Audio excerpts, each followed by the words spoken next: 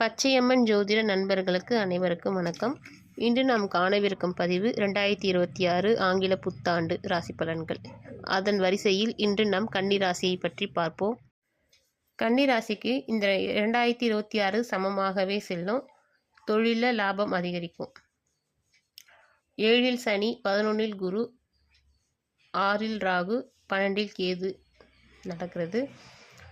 இளைய சகோதர சகோதரிக்கு வளர்ச்சி இருக்கும். மாமனாரின் உடல்நிலை சீராகவே இருக்கும். தாயார் அல்லது மாமியாரால் பணம் லாபம் அதிகரிக்கும், வந்து சேரும். எதனாவது சொத்து பாக பிரிவினை உங்களுக்கு ரொம்ப நாளாக இழுத்தடிச்ச இந்த சொத்து பாக பிரிவினை சக்ஸஸ்ஃபுல்லாக முடிஞ்சு உங்களுக்கு அதனால் பணம் வர இருக்கிறது. குழந்தைங்களுக்கு கிடைக்கக்கூடிய ஆசைப்பட்ட விஷயங்கள் நடந்தேறும். ஒரு காலேஜுக்கு நீங்கள் எதிர்பார்த்த கவர்மெண்ட் சீட்டு, பெரிய பெரிய விஷயங்கள், அவங்களுடைய கனவுகள், ஒரு வெளிநாட்டுக்கு செல்லக்கூடிய விஷயங்கள் குழந்தைங்க எதிர்பார்த்துருந்தாங்கன்னா அதனுடைய விஷயங்கள் சக்ஸஸாக இருக்கும். குழந்தைகளால் பெருமை கௌரவம் தேடி வரும். இன்னார் பிள்ளைகள் அப்படின்றத விட இவங்க அம்மா தான் அப்படின்ற மாதிரி பேர் கிடைக்கும். எந்த வயசாக இருந்தாலும் பரவாயில்ல, ஒரு 5 வயசு குழந்தையிலேருந்து 50 வயசு பையன் வரைக்கும், பொண்ணு வரைக்கும் அவங்களால உங்களுக்கு பெருமைகள் தேடி வர வாய்ப்பு இருக்குது. குலதெய்வத்தால் உங்களுக்கு அனுகூலம் சிறப்பாக இருக்குது. குரு 9ஆம் பார்வையாக 7ஆம் இடத்தை பார்க்கிறது. 7இல் உள்ள சனி ராசியை பார்க்கிறது. அதனால் பார்த்தீங்கன்னா லைஃப் பார்ட்னருக்கு, இப்போ கன்னிராசியாக இருந்தீங்கன்னா அவங்களுடைய லைஃப் பார்ட்னருக்கு பேரும் புகழும் தேடி வரும். பணம் இல்லைன்னா கூட, அவங்க வீட்டில் ரொம்ப கஷ்டப்படுற ஃபேமிலி, பணம் இல்லைன்னா கூட அவங்க முகத்தை பார்த்தா இவங்களுக்கு என்னப்பா, இவங்க நல்லா தான் இருக்கிறாங்க அப்படின்னு சொல்கிற மாதிரி கொஞ்சம் கெத்தாகவே இருப்பாங்க. ஆனால் இந்த கன்னிராசினர் பார்த்திங்கன்னா முதிர்ந்த தோற்றத்துடனே காண்பார்கள். என்ன அவங்களால மாற்றிக்க முடிஞ்சாலும் அவங்களோட முகத்தை பார்த்தா ஒரு ஏஜை கொஞ்சம் அதிகமாக காண்பிக்கிற மாதிரியே இருக்கும்.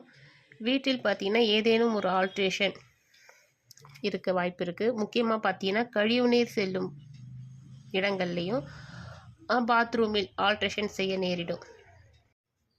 கழிவுநீர் அடைப்பு, பாத்ரூமில் குழா சரி செய்யறது, குழா உடையிறது, எதனா ஒரு சின்ன செலவு அடிக்கடியே உங்களுக்கு வரும். ஒரு வாட்டி பண்ணாலும் பரவாயில்ல, அடிக்கடி ஏதோ ஒரு செலவு வந்து சேர்ந்துட்டே இருக்கும். தந்தையின் பேச்சில் அலட்சியம் வேண்டாம். தந்தையுடன் வீண் வாதம் செய்யாதீர்கள். தந்தையின் பேச்சை மதியுங்கள். தந்தைக்கு பார்த்தீங்கன்னா ஃபுல் பாடி செக்கப் செஞ்சுருங்க. அவங்களுக்கு ஏதோ ஒரு ஃபால்ட்டு வர வாய்ப்பு இருக்குது. நீங்கள் ஆரம்பத்துலேயே அதை கவனித்து சரி செஞ்சிட்டிங்கன்னா நல்லாயிருக்கும். அதனால் நீங்கள் வெளியே தெரியறதுக்கு முன்னாடியே ஃபுல் பாடி செக்கப் பண்ணிங்கன்னா மிக அவங்களுடைய வரக்கூடிய நோய்களை தவிர்க்க முடியும். நீங்கள் முக்கியமாக பார்த்தீங்கன்னா தூக்கம் இல்லாமையே தவிப்பீங்க.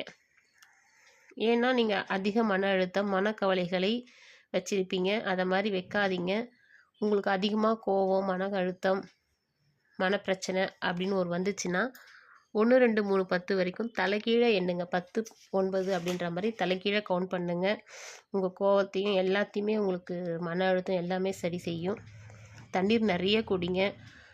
நீங்கள் ரிலாக்ஸேஷனுக்காக உங்களுடைய மைண்டை டைவர்ட் பண்ணுங்கள். பாட்டு கேளுங்க. உங்களுக்கு பிடிச்ச மாதிரி வேலைகளை நீங்கள் விரும்பி செய்யுங்க. ஒரு ட்ராயிங், உங்களுக்கு என்ன மாதிரி பிடிக்குமோ, வெளியே போக பிடிக்குமோ அதை மாதிரி நீங்கள் வெளியே போய் டைம் ஸ்பெண்ட் பண்ணி உங்களுடைய மன அழுத்தத்தையும் குறைகளையும் குறைச்சிக்கோங்க. முக்கியமாக நீர்வீழ்ச்சி அதை மாதிரி இடத்துக்கு போய் ரொம்ப அதிக நேரம் குளிங்க. அப்படியே ஒரு 2 மணி நேரம் கூட நில்லுங்க. அதை மாதிரி பண்ணிங்கன்னா உங்களுக்கு உள்ளே இருக்கக்கூடிய மன அழுத்தம் எல்லாமே ரிலாக்ஸேஷன் ஆகி இதனால் உங்களோட உடல் ஆரோக்கியம் கெட வாய்ப்பு இருக்குது. தூக்கம் இல்லைன்னா உடல் ஆரோக்கியம் கெடும். எதனால் தூக்கம் இல்லைன்னு பார்த்தீங்கன்னா மன அழுத்தம், மனக்குறை, ஏதோ ஒரு குறையே இல்லைனாலும் நீங்களே ஏற்படுத்திப்பீங்க. எதிர்காலத்தை இது நடக்குமோ அது நடக்குமோன்னு நினச்சி உங்கள் குறைய நீங்கள் இது பண்ணிப்பீங்க. அதனால் நீர்வீழ்ச்சியில் ரொம்ப நேரம் குளிங்க. தூங்குங்க, நல்லா தூங்குங்க. உங்களுக்கு கோபத்தை குறைக்கணும்னா முருகன் வழிபாடு சிறப்பாகவே இருக்கும். செவ்வாய்க்கிழமை தோறும் முருகனுக்கு விளக்கு போடுங்க. முருகனுடைய கவசம் படிங்க. முருகனை வழிபட்டால் கோபம் ரொம்பவே கோபம் அதிகமாக இருக்கிறவங்க எந்த ராசினராக இருந்தாலும் கோபம் அதிகமாக இருக்கிறவங்க முருகனை வழிபட்டால் கோபம் தணிந்து வரும்.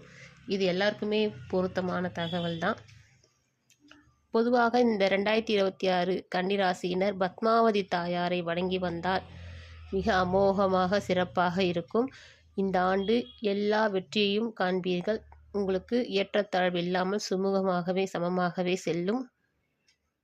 நன்றி, வணக்கம். உங்கள் ஜோதிடர் கவிதா.